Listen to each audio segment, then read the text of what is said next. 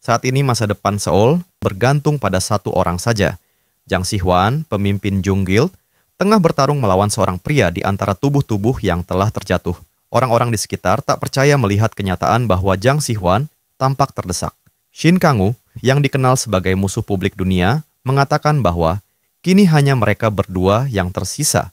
Ia mengakui bahwa semua ini bermula dari perseteruan sia-sia yang ia ciptakan. Jang Si-hwan berkata bahwa semua ini adalah akibat dari kehadiran dirinya sendiri yang dianggap sebagai sumber kejahatan. Senyum tipis muncul di wajah lawannya. Ia bertanya dengan nada mengejek apakah Shin menganggap dirinya utusan keadilan. Dengan nada marah, Xuan membalas, mempertanyakan keberanian pria itu untuk berbicara tentang keadilan. Xuan berseru bahwa ia bertarung atas nama semua orang, namun Shin Kang-woo selalu menghalanginya. Ia bertanya, bila bukan sebagai kekuatan jahat, apalagi peran pemuda itu? Orang-orang yang menyaksikan pertempuran mulai bersorak menyebut nama sang pahlawan. Mendengar sorakan itu, Xuan mendapatkan kembali keyakinannya. Ia berkata bahwa selama ada yang mendukungnya, ia tidak akan pernah jatuh. Ia lalu melancarkan serangan langsung ke arah Kang-woo. Kang-woo berusaha melindungi dirinya. Ledakan energi dari serangan itu mengguncang tempat tersebut, membuat semua orang ketakutan. Dalam posisi berlutut, Kang-woo melihat sang pahlawan mendekat melalui kepulan asap. Kini hanya mereka berdua yang tersisa di tengah medan pertempuran. Dari kejauhan, Shin melihat bayang-bayang orang-orang yang bersorak atas kekalahannya. Mereka berteriak bahwa mereka selalu percaya kepada sang pahlawan. Dengan suara bulat, mereka meminta sang pahlawan untuk mengalahkan musuh mereka. Xuan berkata bahwa tak satu pun dari mereka yang menginginkan Shin tetap hidup. Dengan kekuatan penuhnya, ia melepaskan semburan energi kepada Kang-woo yang belum sempat berdiri. Terkena serangan itu, Kang-woo terpental dan jatuh di tanah yang retak. Setelah itu, sang pahlawan berdiri dengan gagah. Dengan senyum bangga, ia menyampaikan kepada semua orang bahwa seluruh persiapannya telah membuahkan hasil dan bahwa kini kebebasan sejati akan hadir di muka bumi. Orang-orang pun menangis bahagia. Sang pahlawan lalu mengangkat tangannya, melepaskan sebuah berkas cahaya ke langit. Sebuah lingkaran besar terbentuk di atas kepala mereka. Dari lingkaran tersebut, sebuah tangan raksasa perlahan turun untuk menjemput sang pahlawan. Namun, ketika tangan itu turun dengan kekuatan besar, ketakutan mulai melanda kerumunan. Mereka berlarian panik, tetapi sang pahlawan tetap tersenyum. Ia berkata bahwa dengan kedatangan Raja Agung, kedamaian akan menyelimuti dunia. Namun, kata-katanya terputus saat Shin, yang ternyata masih hidup, berseru bahwa yang akan terjadi bukanlah kedamaian, melainkan tirani. Melihat Shin masih bertahan, sang pahlawan mencemoohnya, menyebutnya sebagai makhluk kecil, dan menyuruhnya menyaksikan dunia baru yang akan ia ciptakan. Begitulah dunia baru itu bermula. Di dunia lain, seseorang mengetik di depan keyboard. Ekspektasi pembaca mungkin hancur saat mengetahui bahwa tokoh utama, Jang Si-hwan, ternyata adalah pengikut sang Raja Kegelapan. Ia bersama 13 bintang lainnya adalah tokoh-tokoh besar yang selama ini tersembunyi dalam bayang-bayang kejahatan. Namun, fiksi tak lain hanyalah cermin yang memantulkan kenyataan. Tema novel itu terinspirasi dari pengalaman nyata penulisnya semasa menjadi pelajar, di mana ia menyaksikan tantangan sosial di lingkungan sekolah, serta kekuatan yang mampu memutarbalikkan makna kebaikan dan keburukan. Oleh karena itu, ia menuangkan realita itu ke dalam ceritanya. Sayangnya, tanggapan pembaca tidaklah positif. Tidak ada lagi yang bisa dilakukan. Ia memutuskan untuk menutup kolom komentar, lalu duduk di ranjang di kamarnya yang berantakan. Sambil berbaring, ia sempat membaca beberapa komentar pedas tentang novelnya. Ia memutuskan untuk melupakan semuanya dan mencoba tidur. Namun, ia terbangun oleh suara gaduh. Saat membuka mata, ia melihat beberapa pria dengan cangkul mencoba menggali tanah. Ketika ia menyentuh tanah, ia menyadari bahwa permukaan itu terbuat dari batu. Di depannya, seorang pemuda tampak diperlakukan kasar sambil dituduh telah mencemari anugerah gerhana. Melihat pemuda itu, ia teringat pada seseorang dari masa lalu. Ia bertanya-tanya, mengapa sosok itu kerap muncul dalam mimpinya. Seorang penjaga menarik kerah baju pemuda tersebut dan menyuruhnya kembali bekerja, karena keadaan mulai tidak terkendali. Saat penjaga itu hendak melayangkan pukulan ke wajahnya, tiba-tiba sesuatu menarik perhatian semua orang. Penjaga itu mengalihkan perhatiannya kepada penulis dan mulai menyerangnya. Sementara dalam pikirannya, ia bertanya-tanya mengapa sebuah mimpi bisa terasa begitu menyakitkan. Seorang penjaga lain datang untuk melerai, dan mereka pun terlibat pertengkaran. Mendengar semua itu, ia kembali mempertanyakan, apakah ini benar-benar hanya sebuah mimpi karena semuanya terasa begitu nyata. Saat pergi, penjaga itu menyampaikan peringatan keras bahwa ia akan memilihnya sebagai sasaran berikutnya untuk diberi pelajaran. Di hadapannya, seorang pemuda yang tadi sempat menerima perlakuan itu menghampirinya dan dengan nada cemas bertanya, apakah ia baik-baik saja, sambil memanggilnya dengan nama Kangu. Saat melihat telapak tangannya sendiri, Kangu mulai merasa tidak percaya. Ia pun berlari menjauh, meraba lututnya, dan merasakan energi mengalir dari dalam dirinya. Di atas tanah, ia mulai merasakan mana yang terpancar keluar dari tubuhnya, menyebarkan kekuatan besar ke seluruh tempat. Ternyata, ia memiliki kemampuan bawaan untuk menyerap mana secara alami, yang disebut kepekaan mana tingkat tinggi. Saat meletakkan tangan di dahinya, ia melihat bayangannya sendiri yang tercermin di genangan air di depannya. Itu berarti dirinya kini adalah Shin Kangu. Dengan sedikit tawa getir, ia bertanya-tanya, mengapa harus dirinya yang menempati peran itu di antara semua karakter. Jika rekannya masih hidup, itu berarti saat ini adalah 5 tahun sebelum cerita mencapai akhirnya. Seandainya ia menjadi Jang Si-hwan, ia akan dikenang sebagai pahlawan dunia itu. Namun dalam alur ini, dunia akan berakhir dengan kebangkitan Raja Kegelapan, dan hanya pengikut kegelapan yang akan selamat. Jika ia membiarkan segalanya berjalan begitu saja, ia akan menghadapi akhir yang menyedihkan. Kabar baiknya, ia mengetahui jalan untuk melarikan diri dari tempat itu. Seperti yang diduga, setelah menempati tubuh Shin Kangu, seluruh ingatan dan pengalaman masa lalu tokoh itu terasa menjadi miliknya sendiri. Meskipun kekuatannya masih di tingkat 10 dan belum memiliki koneksi dengan rasi bintang manapun. Setelah bekerja cukup lama, ia merasa kelelahan. Staminanya terlalu rendah, dan ia mulai menyesali keputusannya memberikan kepekaan mana berlebih kepada karakter ini hanya karena statusnya sebagai tokoh antagonis. Dengan sebongkah kristal di tangan, ia menggambar rencana pelariannya di atas tanah. Ia bergumam bahwa itu adalah satu-satunya jalan. Tak lama kemudian, rekannya berlari menghampiri sambil memanggil namanya, dan setelah mendekat, bertanya dengan khawatir apakah ia baik-baik saja. Shin tersenyum dan berkata bahwa dirinya tidak apa-apa. Pemuda itu menawarkan untuk bergantian istirahat, namun Kangu menjawab bahwa jika para penjaga mengizinkan mereka beristirahat, ia tidak akan sampai berada di tempat seperti ini. Di pusat penahanan yang dikelola oleh organisasi Eclipse itu, para pemburu pemula yang bisa menggunakan mana dipaksa bekerja keras untuk menambang batu mana. Menoleh pada rekannya, Kangu berkata agar tidak perlu khawatir dan memintanya kembali bekerja. Kejutan muncul ketika Shin mengatakan bahwa ia berencana melarikan diri, namun dengan cepat ia meminta pemuda itu untuk melupakan kata-katanya dan kembali bekerja sebelum para penjaga mencurigai mereka. Ia menasihatinya untuk tidak bertindak gegabah dan pemuda itu pun mengangguk setuju. Kembali bekerja, Shin merasa ia telah melakukan yang terbaik untuk memperingatkan rekannya. Pemuda itu adalah karakter yang ia ciptakan, terinspirasi dari seseorang yang pernah ia temui di dunia nyata. Namun untuk saat ini, ia tak bisa mengubah jalannya cerita demi keselamatan dirinya sendiri. Saat para pekerja sibuk mengangkut batu-batu kristal, Shin melihat ke samping dan mendapati seorang penjaga sedang menggenggam seorang pemuda. Tampaknya, saat para penjaga sedang lengah, pemuda itu sempat berusaha melarikan diri. Seorang penjaga lain datang dan memerintahkan semua orang untuk memperhatikan, membuat pemuda itu gemetar ketakutan. Dengan mengeluarkan pedangnya, penjaga itu berkata bahwa mereka harus melihat konsekuensi bagi yang mencoba kabur. Kemudian, di hadapan semua orang, ia melukai pemuda itu ke arah perutnya. Semua rekan yang menyaksikan peristiwa itu diliputi ketakutan dan ketegangan. Dengan penuh amarah, penjaga itu terus melakukan tindakan tidak baik, hingga membuat semua yang ada di sekitarnya terciprat oleh percikan energi merah. Shin mulai gemetar karena amarah yang membuncah dalam dirinya. Melihat tubuh pemuda itu tergeletak di tanah, ia hanya bisa bergumam penuh kesedihan bahwa ia sudah memperingatkannya. Penjaga itu mendekat dan membisikkan kepada Shin agar bertindak seperti sebelumnya, mengingat tempat itu sedang sepi. Ia memperingatkan dengan nada serius bahwa Shin harus berhati-hati. Namun, Kangu tetap tenang. Ia tidak menunjukkan ketertarikan terhadap peringatan tersebut. Sebaliknya, ia bertanya tentang lokasi kamar mandi, karena menurutnya itu lebih penting, membuat penjaga tersebut bingung.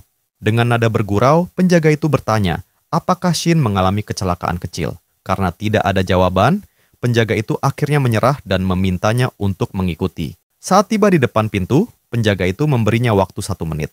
Dengan peringatan bahwa ketepatan waktu sangat penting. Shin melangkah masuk dan menemukan beberapa sosok tak berdaya tergeletak di lantai. Ia berjalan lebih dalam.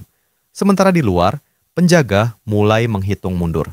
Dalam hitungan detik, Shin menemukan apa yang ia cari.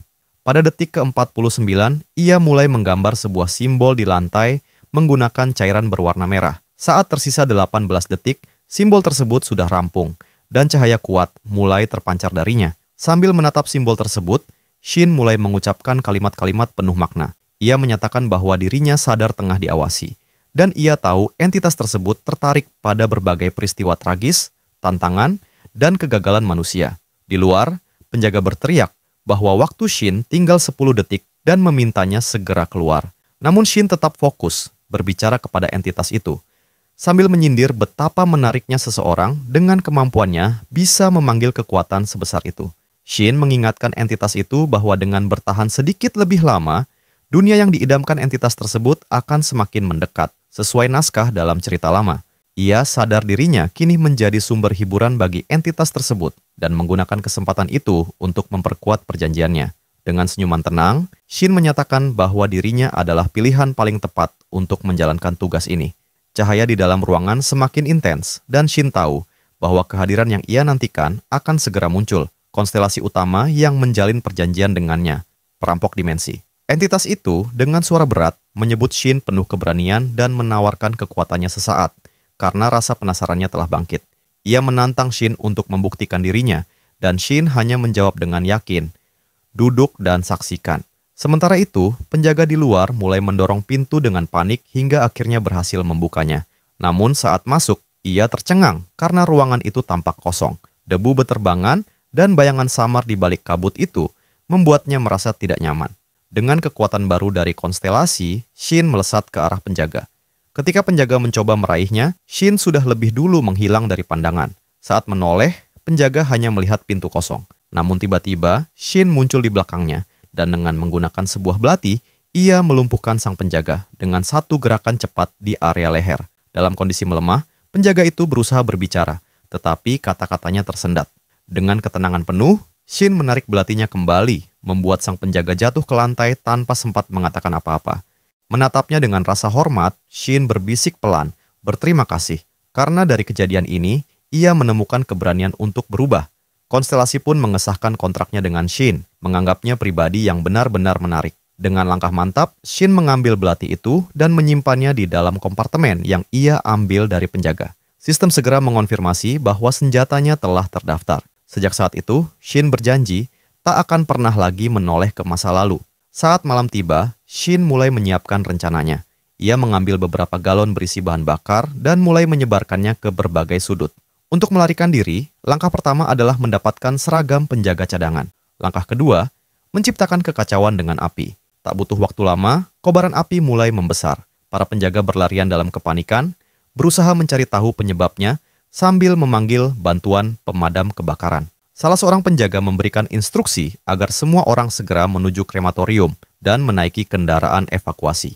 Di tengah kekacauan itu, Shin, yang telah menyamar, mendekati seorang penjaga cadangan dan dengan tenang memanggilnya.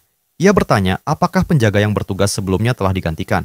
Penjaga itu mengangguk, menjelaskan bahwa seseorang telah melarikan diri dari bangunan 18. Ia mengatakan bahwa tahanan tersebut melarikan diri menuju pagar di sebelah barat laut. Lalu, ia bertanya mengapa mereka masih belum berangkat. Dengan gugup, sopir mulai mempercepat laju kendaraan. Jalur menuju barat laut yang disebutkan itu mengarah ke Gunung Chumyong. Sekilas, jalur tersebut tampak seperti rute pelarian yang sempurna, gelap, sepi, dan berliku. Namun pada kenyataannya, jalur itu dipenuhi jebakan-jebakan berbahaya yang dipasang oleh pihak Eclipse, menjadikannya jalan paling berisiko. Shin berencana memanfaatkan informasi itu untuk meloloskan diri. Ia memberitahu para penjaga lain bahwa mereka akan mengejar pelarian tersebut di jalur itu, dan karena tujuannya adalah gunung, mereka hanya perlu mengambil korban setelahnya. Sopir setuju. Mereka menggunakan isyarat untuk melewati gerbang. Akhirnya, kendaraan itu melaju keluar dari pagar penjara, menyusuri jalanan malam. Dalam perjalanan, sopir bertanya kepada pemuda itu tentang kejadian di bangunan 18. Berpura-pura, Shin menjawab bahwa kini lebih mudah mengendalikan para tahanan karena mereka tidak lagi mau menurut. Sopir itu mengangguk setuju, menyebut para tahanan itu tidak berguna. Mendengar nada bicaranya, Shin merasa terganggu. Sopir kembali bertanya berapa lama ia bertugas di bangunan 18. Shin menjawab, 2 hari. Mereka bercanda bahwa seharusnya ia ditugaskan di unit 9. Shin setuju begitu saja, namun pria itu berkata bahwa unit 9 sebenarnya tidak pernah ada. Meski begitu, kendaraan tetap melaju. Tersenyum samar, Kangwoo mengiyakan. Tanpa banyak basa-basi, ia melepaskan belatinya dan melancarkan serangan cepat ke arah pria di kursi depan. Dengan tatapan dingin, ia mulai menaklukkan kedua penjaga itu.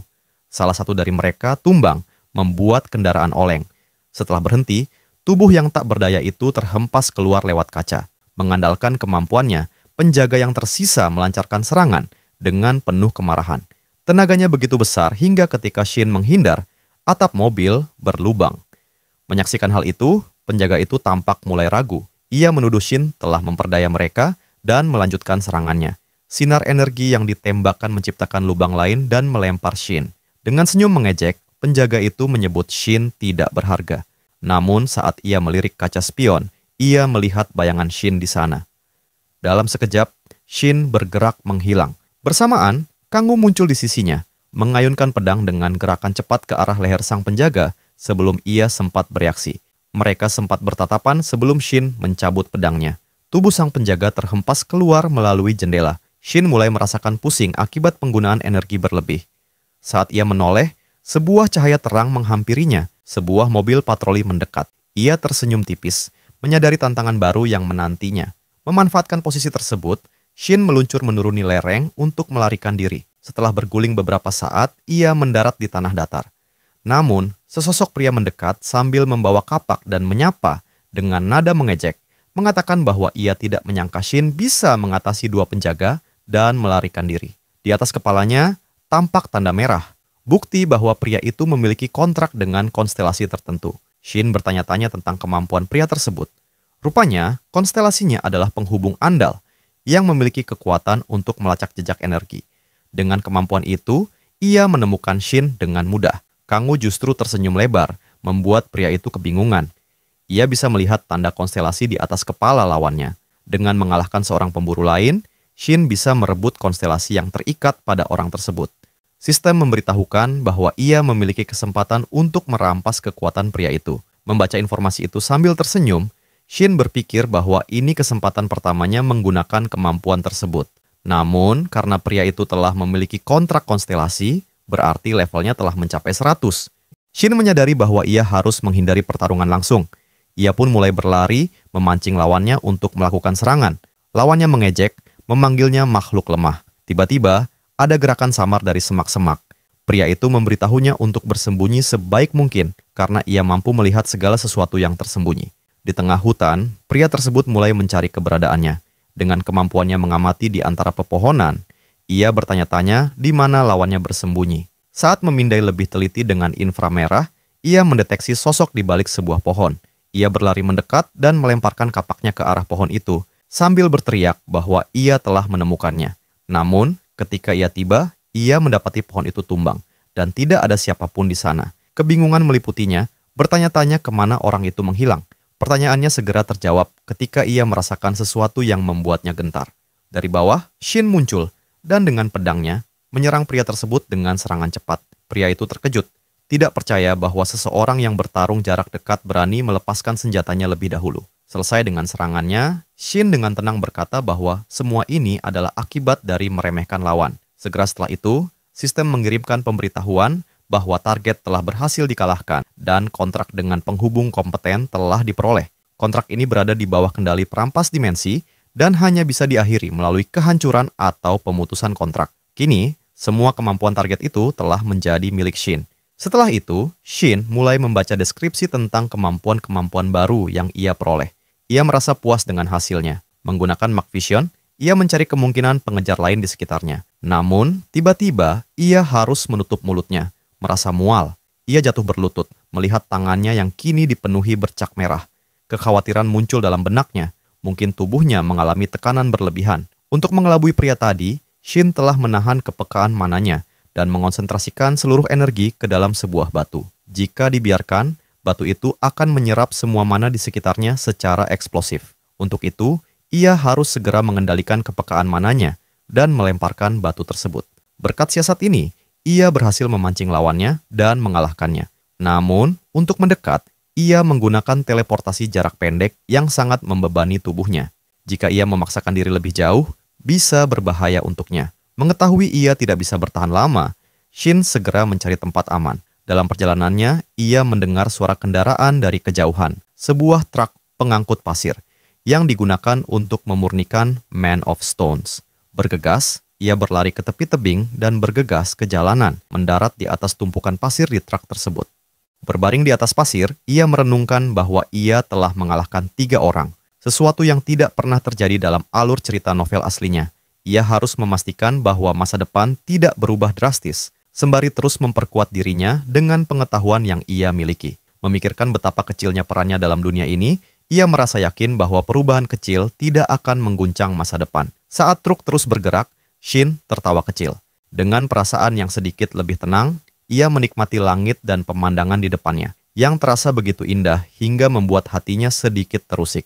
Di perusahaan, seorang pria berkata bahwa mereka masih memiliki banyak pekerja untuk mengekstraksi Man of Stones dan memerintahkan untuk kembali bekerja.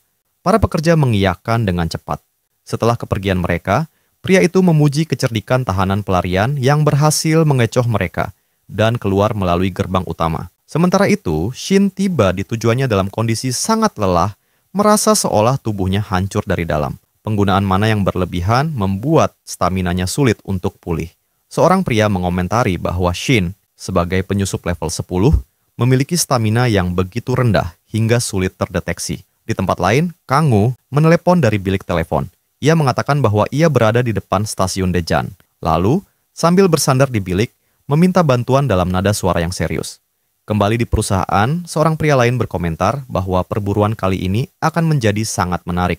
Shin, sementara itu, sudah berada di rumah Soyan, mendapatkan perawatan luka-lukanya. Ia berterima kasih atas bantuannya. Tiba-tiba, dengan suara berat, ia meminta pertolongan lagi. Soyan yang mulai cemas bertanya apa yang sebenarnya terjadi. Shin lalu memberitahu bahwa kelompok Eclipse telah menangkapnya, membuat Soyan semakin khawatir. Soyan bertanya apakah kamu pernah dibawa kepada pria dari pertambangan, dan pemuda itu mengangguk, menjelaskan bahwa mereka membutuhkan pemburu level rendah seperti dirinya. Saat itu, Han mulai menangis sambil menyampaikan permohonan maafnya. Sang wanita mengatakan seharusnya ia tetap berada di sisi Shin, sebab setelah hubungan mereka berakhir, ia menjadi pemburu namas. Kini, ia sudah mencapai tingkat 150 dan mengikat kontrak dengan rasi bintang. Ia merasa, andai tetap bersama Shin saat itu, mungkin ia juga akan terseret ke pusat penahanan Chongyong. Sambil berdiri, pemuda itu berkata bahwa mereka tidak seharusnya terlalu dekat satu sama lain karena keberadaan Eclipse. Namun, wanita itu menjawab bahwa dengan kemampuannya sekarang, dirinya hampir mustahil untuk dilacak. Membalikkan badan, Shin berkata bahwa dirinya tidak ingin menjadi sumber kekhawatiran. Ia memintanya menggunakan kekuatannya hanya untuk dirinya sendiri. Soy kemudian menyiapkan tas berisi uang dan ponsel yang sudah diformat khusus untuk mencegah pelacakan. Tanpa menoleh, Shin berkomentar bahwa bahkan saat mereka masih berpacaran dan sampai sekarang, sang wanita selalu cocok dalam lingkungan serikat pemburu. Dengan gugup, wanita itu bertanya apakah Shin tidak berminat bergabung dengan serikat. Ia mulai menyarankan agar mereka melakukan sesuatu bersama, namun Shin memotong ucapannya. Ia memintanya untuk tidak terus terjebak dalam masa lalu. Mendengar hal itu, air mata kembali mengalir di wajahnya. Namun, ia segera menguatkan diri dan berkata bahwa ia sudah menduga jawaban itu. Soy mengungkapkan bahwa segala sesuatunya telah diatur. Seorang sahabatnya yang merupakan seorang pemimpin telah siap membantu, dan detailnya sudah ada di dalam ponsel. Dengan mata berkaca-kaca, ia meminta Shin untuk berhati-hati dan menjaga keselamatannya. Shin tersenyum kecil dan membalas dengan harapan yang sama. Setelah itu, ia menaiki taksi dan meminta diantar ke stasiun Daejeon. Di perjalanan, sopir taksi bertanya apakah boleh menyalakan radio, dan Shin mengizinkannya. Saat radio menyala, terdengar berita tentang Serikat Junga yang telah melumpuhkan seluruh anggota korporasi White Rose. Berita itu juga membahas tentang tibanya hari penghakiman. Adegan berpindah dalam sebuah mobil, seorang pria berbicara kepada istrinya tentang betapa anehnya suasana karena jalanan kosong. Namun, rasa khawatir menyelimuti dirinya ketika istrinya tidak memberikan respon. Ketika ia menoleh, ia melihat bahwa wajah istrinya telah berubah menjadi kerangka. Ia terkejut luar biasa. Saat mendongak, ia mendapati sebilah sabit besar melayang di dekat wajahnya. Di langit, berbagai entitas terbang di atas mobil-mobil yang terbakar. Seorang reporter melaporkan bahwa langit berubah menjadi ungu dan kondisinya semakin memburuk setiap detik. Sebelum sempat menyelesaikan laporannya, reporter itu ditarik oleh makhluk-makhluk misterius. Dalam kekacauan dunia yang dipenuhi oleh dungeon terbuka dan makhluk-makhluk asing, mereka yang memiliki kekuatan dijuluki sebagai hunter. Kejadian yang tak dapat dijelaskan ini membuat banyak orang percaya bahwa dunia tengah mengalami ujian ilahi. Para pemburu yang awalnya melindungi manusia perlahan berubah dan mulai menyerang dengan dalih perintah para dewa. Namun, perubahan itu terjadi tanpa alasan yang jelas. Saat segalanya tampak semakin suram, harapan kembali muncul. Seorang wanita hampir saja terluka oleh sekelompok pria. Salah satu dari mereka mengklaim bahwa segalanya akan segera berakhir. Namun, tepat saat itu, penyelamat dunia muncul. Zhang Xuan menghentikan serangan dengan satu tangan, menggenggam pedang tersebut sebelum sempat menyentuh wanita itu. Ia menanyakan apakah wanita tersebut baik-baik saja. Sejak saat itu, Serikat Junga berdiri sebagai pelindung dan penyembuh masyarakat. Karena itu, banyak orang berlomba-lomba menuju tempat yang diyakini aman tersebut. Mendengarkan siaran radio, Shin menyadari bahwa korporasi White Rose bukanlah kelompok jahat. Serangan yang terjadi juga bukanlah ulah mereka. Sebenarnya, tindakan tersebut dilakukan oleh Zhang Xuan sendiri. Di dalam mobil, sopir taksi bercerita bahwa putranya bermimpi menjadi bagian dari Serikat Junga. Shin memahami bahwa jika ia melawan Zhang Xuan dan mengungkap kebenaran, ia akan dicap sebagai tokoh jahat, dan akibat dari itu akan sangat jelas. Karena itulah, ia memilih untuk dikenalkan kepada korporasi tentara bayaran, yang terasa lebih memungkinkan baginya dibanding bergabung dengan serikat. Beberapa menit kemudian, ia pun tiba di tujuan. Menjadi pekerja lepas yang hanya mengambil tugas dari perusahaan tentara bayaran merupakan pilihan terbaik baginya. Saat itu, Li Yurin muncul, menyapanya dengan ramah dan memperkenalkan diri. Ia mempertimbangkan untuk tidak mengungkapkan nama aslinya terlebih dahulu dan memperkenalkan diri sebagai Yanto Sunu. Mereka berjabat tangan dan Yurin berkata bahwa ia senang bertemu dengannya. Sambil menyerahkan beberapa lembar dokumen, Yurin menyampaikan bahwa ia memiliki pekerjaan pengumpulan yang menarik untuknya. Shin mengatakan bahwa ia lebih memilih tugas yang menantang terlebih dahulu, terutama yang menawarkan imbalan besar. Aaron, yang berada di sana, berkomentar bahwa ia pernah mendengar bahwa Yanto sudah mencapai level 10, dan ia membenarkannya.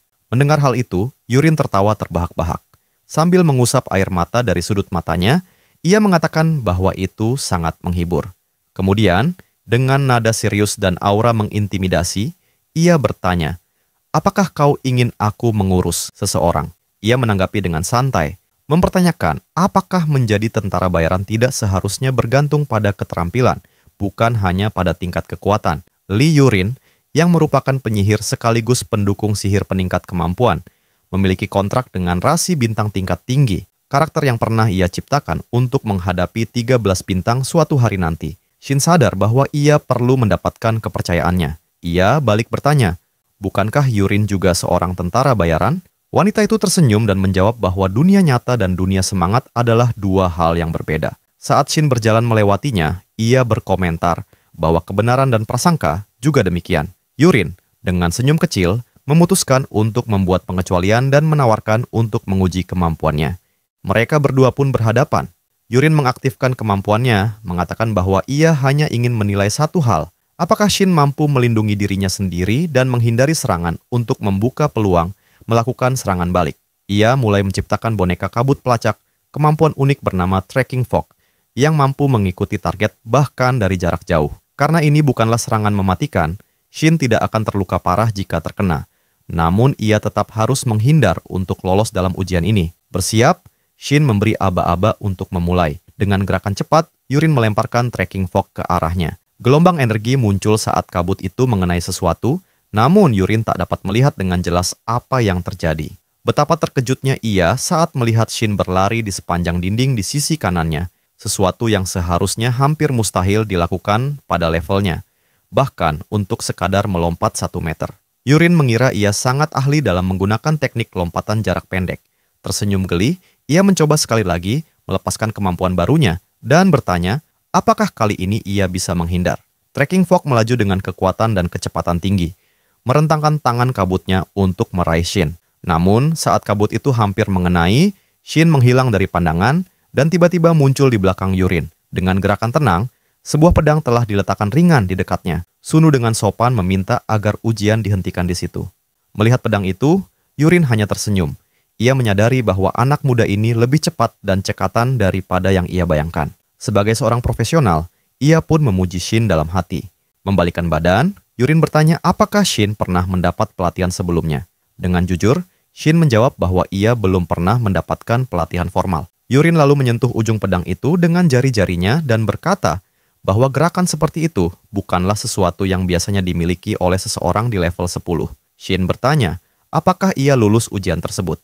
Yurin mengangguk, mengatakan bahwa jika Sunu sudah mencapai level 50, ia tidak akan ragu merekrutnya secara resmi. Mendengar itu, Shin tersenyum puas. Di meja pendaftaran, Yurin menatap Shin melalui cermin sambil bertanya, apakah ia berminat pada kaca anti peluru, karena seorang penembak jitu tampaknya sedang mengintai di belakangnya. Ia mengatakan bahwa ia cukup diperhatikan oleh kelompok Eclipse, tanda adanya persaingan wilayah. Kemudian, Yurin membuka sebuah dokumen baru. Ia menawarkan sebuah tugas pelacakan untuk memburu seseorang yang masuk dalam daftar pencarian. Ia menyerahkan dokumen itu kepada Shin, menyebutkan bahwa tugas tersebut akan sangat berguna baginya. Di dalam reruntuhan kuno, target misi tersebut adalah Kim Mukian, seorang penyihir level 50. Dengan tugas untuk mengambil kembali sepatu Faster kelas 3. Membaca rincian misinya, Shin bertanya dengan tenang, apakah aku harus membawanya kembali dalam keadaan hidup? Erin berkata bahwa dia bisa mengalahkannya saat itu juga karena pria tersebut telah menyebabkan banyak warga sipil menderita dan lembaga keamanan pasti akan menghargai tindakannya. Dengan semangat tinggi, dia mengatakan akan segera memulai. Namun, Erin mengingatkan bahwa itu tidak akan mudah karena target kemungkinan besar bersembunyi. Tempat itu luas, tetapi baginya bukan wilayah asing yang sulit ditelusuri. Dalam novel, Shin pernah memakai tempat itu sebagai lokasi persembunyian dan di sana ada pemimpin tingkat menengah yang bisa dijadikan batu loncatan. Saat menyadari gerakan di sekelilingnya, dia berkata bahwa mereka telah tiba. Maka Shin pun bersiap dan menggoreskan sedikit luka di tangannya dengan pedang. Tetesan energi dari luka itu memicu naluri makhluk-makhluk mirip kelinci yang sedang mengamatinya. Mereka semua serempak menyerbu. Shin menggunakan teleportasi jarak pendek serta seluruh kemampuannya untuk menetralisir ancaman tersebut. Kemudian, dia memakai teleportasi lintas ruang dan kemampuan lompatan khusus. Di belakangnya, seluruh makhluk itu telah terdiam. Erin memintanya untuk mengambil barang pesanan dan memutuskan sendiri apa yang ingin dilakukan terhadap sisanya. Tiba-tiba, muncul seorang pria membawa 2 pedang di kedua tangannya. Ketika ditanya ingin imbalan apa, Shin menjawab bahwa dia menginginkan izin resmi untuk menjelajahi ruang-ruang berbahaya dengan lebih banyak tantangan. Saat melihat pria di belakangnya, dia mengenali sosok itu sebagai pemimpin tingkat menengah. Shin menyapa Ventus dengan ramah, mengatakan bahwa senang bisa bertemu dengannya. Namun satu-satunya jawaban yang dia terima adalah ancaman duel. Shin membalas santai agar tidak mengeluh nantinya, dan Ventus pun menyerang. Banyak bayangan dirinya ikut turun bersama, membuat Shin sulit membedakan yang asli. Di atas, satu dari mereka melompat dengan pedang terhunus, siap menyerang sang pemuda. Namun Shin berhasil menghindar dengan teleportasi. Meskipun tampak seperti serangan frontal biasa, dia melihat bahwa yang asli mulai mendekat. Dengan teleportasi jarak pendek, Shin muncul tepat di hadapannya dan melancarkan serangan ke bagian tengah tubuhnya. Ventus menyadari serangan itu dan tampak terganggu. Ia mencoba membalas, tetapi kembali gagal. Melihat gaya bertarung lawannya yang masih kasar, Shin menilai bahwa gelar sebagai pemimpin menengah hanya sebatas nama. Saat lawan lengah, Shin memanfaatkan peluang, melompat ke punggungnya, dan menekan area yang sudah terluka sebelumnya. Dengan senjata yang telah siap, ia mengarahkannya ke bagian kepala. Rencananya berjalan lancar. Senjata itu berhasil mengenai sasaran dari arah belakang. Shin pun meninggalkan tempat itu setelah memastikan lawan tak lagi memberikan perlawanan. Beberapa saat setelah kepergiannya, sistem mengumumkan bahwa dia telah memperoleh kemampuan ilusi dari lawannya. Shin merasa puas dan mengamati sekelilingnya. Sebuah cahaya kehijauan menarik perhatiannya. Saat mendekatinya, dia menyadari bahwa itu adalah salatium, tanaman langka dengan khasiat menenangkan dan meredakan kepekaan tinggi terhadap energi. Di tempat lain, seorang pemuda berkata pada Nim bahwa tanaman itu sulit ditemukan. Yungji terkejut mengetahui bahwa ada orang yang berhasil menyerang Ventus tepat di titik lemahnya. Seorang gadis berkata bahwa dia pernah melihat Shin di pasar, meminta beberapa barang di konter, seolah bersiap untuk ekspedisi dan pengumpulan sumber daya dari ruang tantangan. Melihat Shin, Pemuda itu menilai bahwa dia seperti ahli strategi dan belum pernah melihatnya di sana sebelumnya. Orang lain mengatakan bahwa seharusnya Shin tidak berada di tempat berbahaya itu, tapi gadis itu yakin bahwa dia memiliki kemampuan jauh di atas rata-rata. Ketika mereka mempertimbangkan untuk membawanya ke lokasi mereka, Youngji menyarankan agar membiarkannya saja menjalankan misinya, lalu mereka bisa mendapatkan hasilnya setelahnya. Dengan senyum penuh arti, gadis itu mengatakan bahwa itulah yang diharapkan darinya, cukup menunggu dengan sabar. Sementara itu, Kang Mu membagi ulang poin ketahanannya. Karena ia telah belajar mengendalikan kepekaan tinggi terhadap energi, ia bisa fokus memperkuat pertahanan. Untuk pertama kalinya, ia merasa lebih stabil. Salah cium memberikan efek menenangkan dan mampu meredam gejolak energi secara alami. Sulit ditemukan di ruang tantangan biasa, dan karena tumbuh secara alami, tanaman ini tidak bisa diproduksi massal. Hanya ada satu orang di negeri itu yang tahu cara membudidayakannya, dan dia adalah orang yang terhubung langsung dengan awal mula krisis energi. Dulu, tempat itu dikenal sebagai zona netral, jauh dari hiruk-pikuk konflik. Jika kepekaan luar biasanya tak terkendali saat pertarungan, ia bisa saja kehilangan nyawanya seketika. Saat meninggalkan tempat itu, ia berkata bahwa yang paling ia butuhkan saat ini hanyalah uang. Erin mengungkapkan bahwa setahun lalu situasinya masih terkendali, namun kini semuanya semakin memburuk. Seseorang di ujung telepon mengatakan mereka berada di bawah pengaruh kelompok Eclipse, dan keadaan kemungkinan besar bisa menjadi lebih parah. Ucapan itu membuat Erin merasa tidak tenang. Ia terlihat sedang melalui masa sulit setelah bersinggungan dengan kelompok tersebut. Melirik ke cermin mobil, wanita itu berkata dirinya baik-baik saja. Ia sudah terbiasa untuk selalu waspada dan menjaga diri. Dengan menekan pedal gas hingga maksimal, suara dari telepon kembali terdengar, menanyakan apakah ia memiliki rekomendasi seseorang yang bisa dipercaya untuk bergabung sebagai pelindung, karena mereka sangat kekurangan tenaga. Saat sinyal mulai putus-putus, terdengar bahwa mereka tak bisa menahan diri untuk kembali menghubunginya. Erin menjawab dengan ragu, menyebut bahwa ia belum yakin apakah orang yang sedang ia pantau cocok untuk peran itu. Ia hanya butuh sedikit waktu lagi untuk menilai.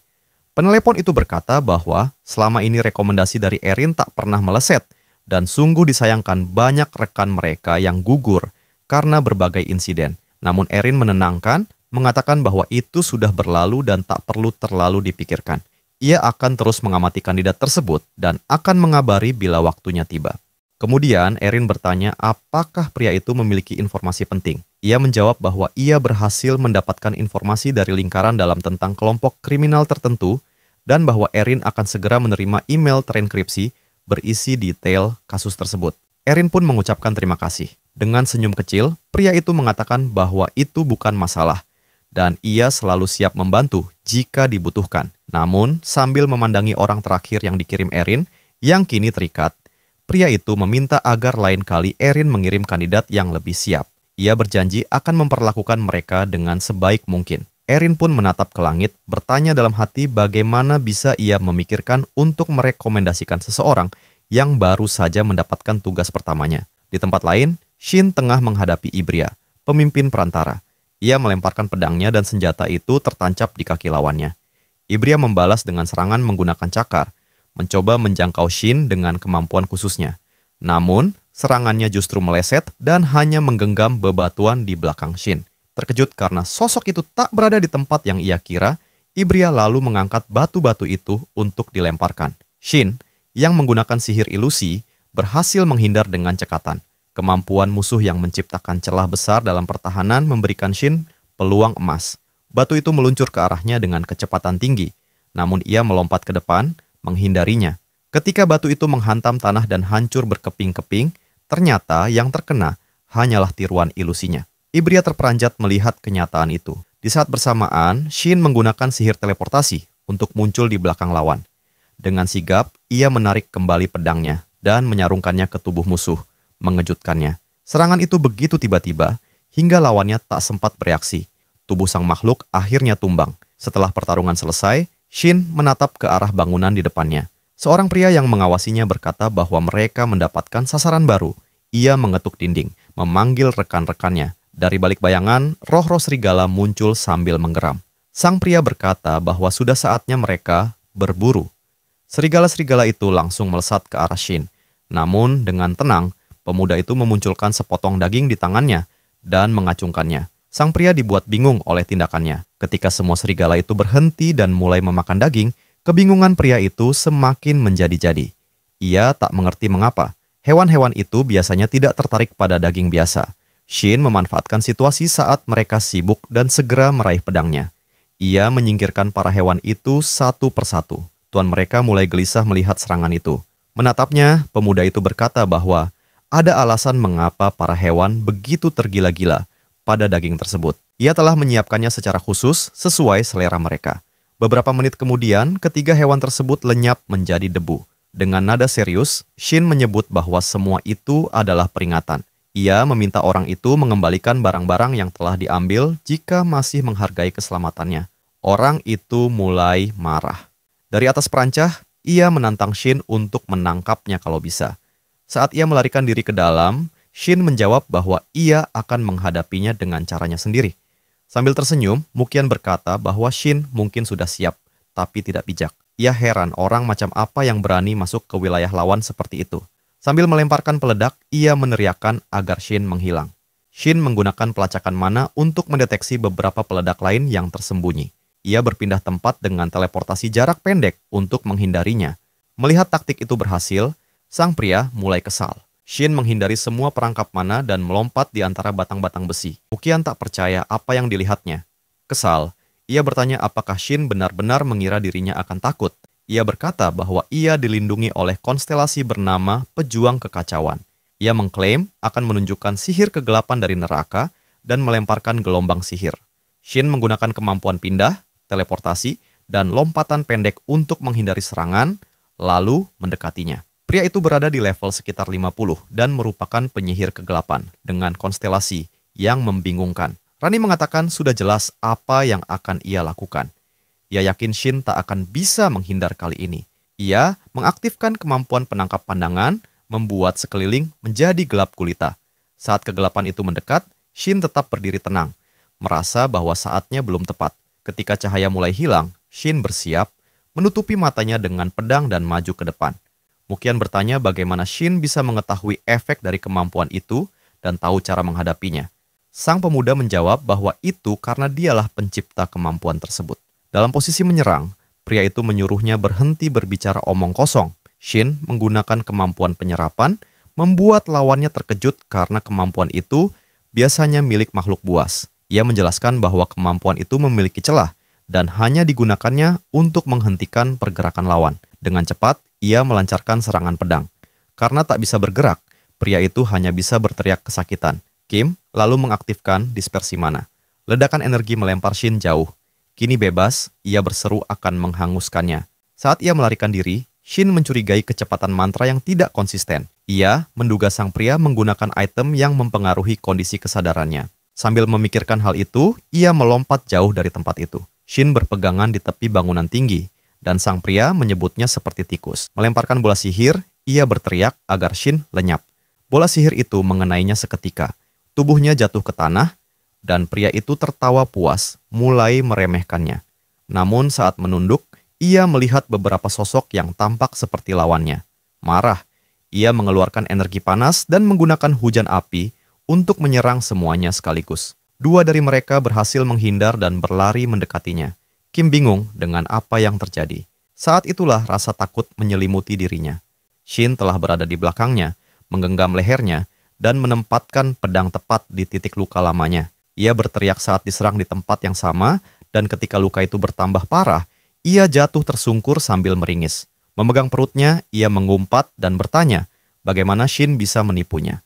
Sambil tersenyum, Shin menjawab bahwa itu karena ia tahu pria itu pasti akan terjebak. Ia menyebut strateginya luar biasa. Di sampingnya, sistem mulai mengeluarkan pemberitahuan. Konstelasi sang penguasa gorila sangat memuji strategi serangannya. Meskipun tak terhitung banyaknya gugusan bintang yang menyaksikan para petarung, dukungan langsung jarang diberikan karena konsumsi energi yang sangat besar. Seorang penjelajah antar dimensi mencemooh dukungan tersebut sebagai sesuatu yang tak berarti. Namun, Shin menanggapinya dengan tenang. Menurutnya, bantuan itu telah membantunya mengambil keputusan terbaik. Ia pun menyatakan bahwa ia akan memanfaatkan setiap kemampuan yang dimilikinya semaksimal mungkin. Penjelajah itu menyebut Shin sebagai orang gila dan menyuruhnya untuk fokus pada lawan yang ada di hadapannya. Shin menyetujui hal itu dan langsung menyerang kaki lawan yang telah terjatuh, membuatnya berteriak kesakitan. Pria itu bertanya, apakah segalanya akan berubah hanya karena dirinya telah tertangkap? Shin menjawab bahwa jika dunia memang bisa berubah hanya karena seseorang seperti dia ditangkap, maka ia tak akan berada di sana saat ini, mempersiapkan senjatanya. Begitu kalimatnya usai, Shin melancarkan serangan terakhir yang menuntaskan pertarungan. Setelah berhasil mengamankan kemenangan dan memperoleh kontrak dari lawannya, ia kini dapat menggunakan kemampuan baru. Sambil menyarungkan pedangnya, Shin memeriksa kemampuan yang baru saja diperolehnya, penglihatan tajam dan kekacauan ringan. Ia juga mempertimbangkan untuk mengambil perlengkapan lawan tersebut. Tanpa ragu, ia mulai memeriksa pakaian lawannya untuk mencari peralatan. Meski hanya berada di tingkat 50, lawannya ternyata memiliki perlengkapan yang sangat berguna. Sarung tangan itu memungkinkan koneksi benang energi dengan belati, sementara baju zirahnya memperkuat energi tubuh. Cincin yang dikenakannya dapat meningkatkan daya tahan. Terakhir, sebuah jimat yang terkait dengan kekuatan dewa kuno memberinya pengurangan waktu pemulihan kemampuan, meski mengonsumsi 1 energi per detik. Setelah mengenakan semua perlengkapan dan memeriksa statusnya kembali, Shin menyadari bahwa salah satu item tersebut adalah penguat terbaik yang pernah ia miliki. Ia menyimpulkan bahwa semua yang ia butuhkan telah diperoleh dan sisanya bisa dijual, terutama item peringkat 9. Jika ia berhasil mencapai level 20, itu akan sempurna. Dengan pakaian barunya, ia meninggalkan area tersebut sambil berpikir bahwa cara ini akan membantunya membuka kemampuan penting sebagai seorang assassin. Namun, saat ia tiba di jalanan, suasananya terasa aneh.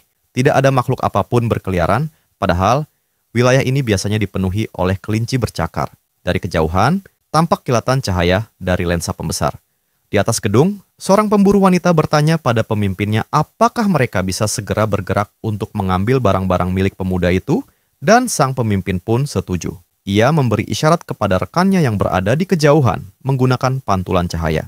Salah satu dari mereka yang menerima sinyal itu berkata bahwa mereka akan membuat Shin kelelahan terlebih dahulu dengan melepaskan makhluk-makhluk liar ke arahnya, sementara mereka menyiapkan serangan utama. Kelinci-kelinci buas yang dilepaskan itu mendeteksi aroma khas pada pakaian Shin dan segera menyerang. Namun Shin, yang telah siap sepenuhnya, menghadapi mereka dengan mudah. Setelah makhluk-makhluk itu berhasil dikalahkan, sistem memberitahukan bahwa Shin telah mencapai level 20. Berkat dukungan yang ia terima, kemampuan serangan beruntun miliknya kini telah ditingkatkan menjadi serangan beruntun tanpa batas. Sang pemburu wanita terkejut melihat betapa cepat makhluk-makhluk itu dikalahkan, dan sang pemimpin memanfaatkan momen itu untuk melancarkan serangan. Ia mendekati turun dan mengayunkan pedangnya dengan kekuatan besar. Namun Shin menghindar dengan tenang, menggunakan teleportasi jarak pendek. Shin mulai mempertanyakan siapa sebenarnya lawan ini dan apakah tujuannya hanya untuk merampas barang-barangnya. Ia nyaris saja kehilangan kendali atas situasi. Lawannya, dengan penuh amarah, merasa dirinya terlalu lambat dan menggunakan kemampuan dash-nya untuk menyerang kembali. Tapi Shin sekali lagi menghindar dan membalas dengan serangan beruntun barunya. Ia tahu bahwa kemampuan pemulihan lawannya akan terbatas setelah 10 serangan, jadi ia hanya perlu terus mengulanginya. Namun sang pemimpin justru mengejeknya. Sang pemburu wanita dengan percaya diri mengatakan bahwa pemimpinnya adalah seorang berserker, seorang petarung, yang justru semakin kuat saat bertempur. Lawan kembali meluncurkan serangan, dan Shin kembali menghindar. Ia mengakui bahwa lawannya memang pantas disebut petarung tangguh. Namun, gaya bertarungnya yang berlebihan justru menciptakan banyak celah. Dengan ketenangan penuh, Shin memanfaatkan kesempatan itu untuk kembali melancarkan serangan. Berserker itu tetap menantangnya dengan nada mengejek, meminta perlawanan yang lebih sengit.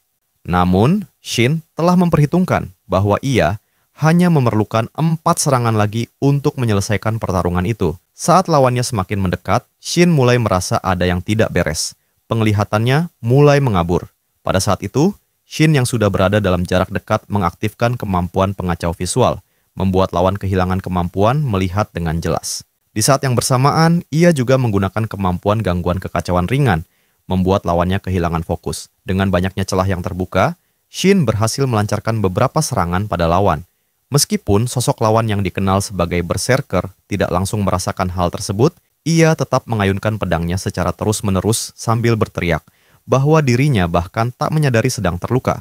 Ketika efek dari kemampuan Shin mulai mereda dan penglihatannya kembali, ia pun murka dan bertanya, apakah Shin sudah kehabisan trik? Namun, seketika gelombang rasa sakit menyebar ke seluruh tubuhnya, membuatnya bertanya-tanya kapan luka itu terjadi dan mengapa tubuhnya mulai melemah. Ketika keduanya terdiam di tengah medan, pemburu wanita yang menyaksikan pertempuran mulai khawatir akan kondisi pemimpinnya, sementara rekannya tampak gugup. Dengan amarah yang membara, si berserker berseru bahwa setiap kali ia terkena serangan, kekuatannya justru meningkat. Namun saat itu pula, sebuah kemampuan khusus untuk mengikat dan melumpuhkan musuh diaktifkan. Shin mendekat dan menyentuhkan senjatanya kepada sang pemimpin. Ia menyebutnya sebagai manusia. Sebuah pernyataan yang menyiratkan bahwa meski memiliki kekuatan luar biasa, ia tetap memiliki batas. Ia menambahkan bahwa jika kehilangan terlalu banyak energi vital, maka tak ada yang bisa menyelamatkannya. Seketika tubuh sang pemimpin roboh, mengejutkan kedua rekannya. Sang pemburu dan temannya yang melihat kejadian itu menjadi panik dan melarikan diri karena takut terhadap kemampuan Shin. Pemuda itu lalu menyimpulkan bahwa jika kelompok perampok seperti ini bisa beroperasi di daerah tersebut, maka sistem keamanan pemburu nasional mungkin sudah runtuh. Sebuah notifikasi sistem muncul memberitahukan bahwa ia telah memperoleh kontrak pengisap energi. Shin yang sangat bersemangat memberitahu konstelasinya bahwa ia berhasil mengamankan 2 kontrak dalam 1 hari. Ia merasa bahwa sudah saatnya mendapat dukungan penuh, meski sang pelindung hanya menyebutnya sebagai sosok gila. Tokoh utama kita yang dikenal karena kemampuannya dalam menyerap kekuatan dan melakukan serangan diam-diam, merenung atas semua yang terjadi. Ia berkata kepada seorang pria yang berlutut bahwa ia telah memperoleh beberapa barang berharga seperti gelang tahan sihir, sepatu yang meningkatkan kecepatan gerak, serta sarung tangan yang memperkuat pertahanan fisiknya. Ia berpikir bahwa akan sangat ideal menggabungkan sarung tangan itu dengan perlengkapan lempar untuk menciptakan keseimbangan antara serangan dan pertahanan. Dengan kombinasi ini, ia bisa menghadapi lawan-lawan kuat dengan strategi yang lebih matang. Sambil melangkah dengan penuh tekad, ia bertanya pada dirinya sendiri apakah kini saatnya menyelesaikan misi tersebut. Dari kejauhan, di kota Daejeon, deretan gedung menjulang dan jalanan luas terbentang di hadapannya. Sepatunya mulai memancarkan cahaya sihir yang terang, menarik perhatian banyak orang. Seorang wanita terkesima sekaligus terkejut bahwa ia berhasil menemukan sepatu legendaris milik Farter dengan begitu cepat. Ia pun membalasnya dengan jawaban sederhana dan ucapan terima kasih yang sopan, menandai akhir perbincangan mereka. Wanita itu kemudian memberitahunya bahwa misi pertama biasanya adalah ujian kecil, dan bahwa ia telah menunjukkan performa yang lebih baik dari setengah peserta lainnya. Ia pun menyadari bahwa 50% dari mereka yang mengambil misi awal gagal untuk bertahan hidup. Berkat pemikiran dingin dan strategis dari wanita itu, ia memiliki tingkat keberhasilan tinggi dalam misi peringkat atas. Sesuai janji, wanita berbaju hitam itu menyerahkan tiket akses untuk sebuah ruang pertempuran yang dipenuhi oleh 4 pemimpin menengah dan 1 pemimpin akhir. Ia memberikan semua informasi yang diperlukan dengan hati-hati agar misi dapat diselesaikan dengan baik. Di Bukit Angin Menderu yang terletak di dekat stasiun Gapyeong, Shin membaca lembaran informasi sementara wanita itu bertanya, apakah ia menikmati apa yang dibacanya. Dengan senyum tipis di wajahnya, sang tokoh utama menyadari bahwa ini adalah ruang pertempuran yang menyimpan 5 kemampuan yang bisa ia ambil. Ia pun meminta agar barang yang dibutuhkan disiapkan untuk keesokan pagi, memastikan semuanya tersedia pada waktu yang tepat. Percakapan berlanjut dengan sang pria yang masih mempertanyakan keputusan wanita itu untuk membeli barang tersebut. Ternyata Kim Mukian memang telah memperoleh banyak barang dan melihat peluang dalam transaksi itu. Mereka kemudian mulai membicarakan misi baru, mengevaluasi setiap detail dengan penuh kehati-hatian.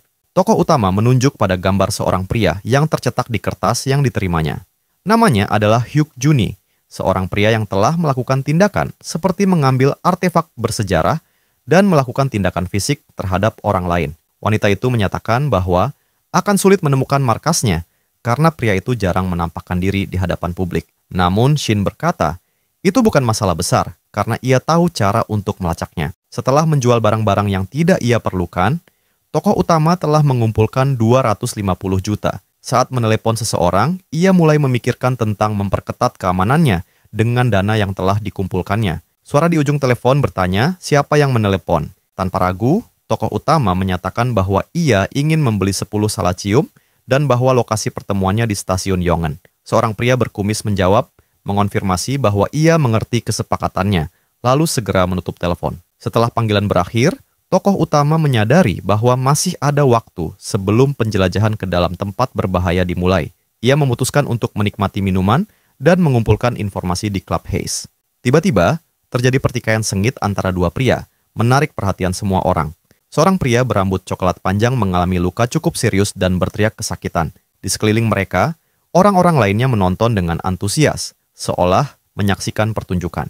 Shin Kang-gu memberitahu bartender berambut merah bahwa ia ingin mempertaruhkan semua yang dimilikinya. Dengan tatapan tajam, ia memesan segelas Salatium Burst. Seorang gadis bernama Benny terkejut saat mendengar pesanan yang tidak biasa itu. Sambil tertawa, ia mengatakan bahwa minuman itu memiliki rasa yang unik dan jarang ada yang memesannya. Tokoh utama mulai berpikir bahwa di tempat seperti ini, para bartender biasanya menyimpan informasi berguna. Namun, informasi itu belum dapat dipastikan kebenarannya sepenuhnya. Matanya kembali membelalak, terkejut dengan apa yang baru saja dilihatnya. Ia menatap sosok baru di depannya dengan kaget atas kemunculan yang tak terduga itu. Seorang wanita berambut pendek dengan gaun ketat duduk di bar. Ia adalah rekan dari anggota eksekutif Eclipse, Kang Donggan, yang dikenal sebagai pemburu setia, Sha Soi. Saat menerima minumannya, tokoh utama mulai curiga bahwa organisasi Eclipse mungkin sedang memburunya. Bartender berambut merah itu tersenyum dan berkata bahwa sulit rasanya akan melihat pria tampan seperti dia lagi di klub ini. Dengan cepat, ia bertanya mengapa. Gadis itu menjawab bahwa ia hanya mendengar desas-desus. Sambil mendekat dan berbisik seolah membagikan rahasia, ia mengatakan bahwa Eclipse berniat mengambil alih klub ini. Rencananya, kemungkinan besar adalah memisahkan para petualang di bar dan membawa mereka ke tempat kerja, sebuah metode klasik dari organisasi tersebut. Dengan informasi itu, menjadi jelas baginya mengapa Sha Soi berada di sana. Ia merasa keputusan terbaik adalah segera meninggalkan tempat berbahaya itu. Tiba-tiba, bartender dan tokoh utama terkejut dan menoleh bersamaan, mencoba memahami situasi yang terjadi. Ia menyadari bahwa sesuatu telah berjalan sangat salah dan mulai menunjukkan tanda-tanda gugup. Sekelompok pria berpakaian serba hitam membawa perlengkapan khusus tiba-tiba masuk ke dalam klub. Semua mata tertuju kepada mereka hingga seseorang bertanya, apakah mereka dari Eclipse? Bartender melarikan diri karena takut dan para pengunjung mulai gelisah. Dengan senyum menyeringai, salah satu dari mereka memperingatkan semua orang agar berhati-hati terhadap tindakan mereka selanjutnya. Kepanikan pun menyebar saat orang-orang mulai melarikan diri. Dan bentrokan sengit pun dimulai antara mereka yang hadir. Seorang pria bersetelan rapi mencoba melindungi diri sambil berkeringat deras, menunjukkan rasa takut yang mendalam. Dalam kepanikan, ia melompat ke arah salah satu pria berpakaian hitam dengan seluruh tenaga yang dimilikinya. Suara benturan antar benda terdengar keras memenuhi ruangan, semakin lama semakin riuh. Seorang pria berkacamata menaikkan alisnya, mendengar suara asing yang tidak biasa. Shin berdiri tegak di hadapannya, menatap tajam penuh kewaspadaan. Dengan sebilah kapak di tangan, ia bertanya pada sang tokoh utama, apakah ia sudah siap menghadapi kepergiannya. Namun Shin jauh lebih gesit. Dengan kemampuan teleportasi menyilang, ia melancarkan serangan secepat kilat. Lawannya tak mampu memahami apa yang terjadi. Bahkan tak menyadari kapan tepatnya ia diserang. Tahu-tahu tubuhnya sudah tergeletak di tanah, dan semuanya sudah terlambat untuk membela diri. Dari kejauhan, Sha Soi menyaksikan pertarungan dengan tenang. Ia menganalisis setiap gerakan dengan penuh perhitungan, mengamati keadaan sekeliling sambil menyiapkan langkah strategis selanjutnya. Setelah yakin dengan waktu yang tepat, ia perlahan meninggalkan tempat persembunyian. Dengan langkah halus tanpa suara, ia mendekati sang tokoh utama, Shin, sang pahlawan. Mulai menyadari kehadiran wanita itu yang bergerak perlahan ke arahnya. Di balik tubuhnya, ia menyembunyikan sebilah belati yang tajam, siap untuk melancarkan serangan lembut. Dengan satu gerakan cepat, ia melayangkan belati tersebut ke arah Shin. Namun, belati itu justru mengenai musuh lain yang diam-diam mencoba menyerang dari belakang. Serangan itu begitu tepat, membuat pria itu hanya bisa meringis menahan sakit yang luar biasa. Tanpa memberinya waktu untuk bereaksi, Sha Soi kembali melayangkan serangan berikutnya dengan presisi mematikan. Pria itu terdiam, tak paham mengapa sang wanita melontarkan kata-kata yang terdengar tak berhubungan.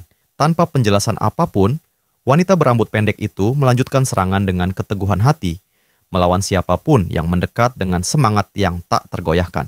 Bahkan sang pejuang pun tak mampu sepenuhnya memahami situasi. Wanita itu mengatakan bahwa ia belum pernah melihat pria itu sebelumnya, tapi Ada sesuatu yang menarik perhatiannya. Ia bertanya, dari kelompok mana dia berasal.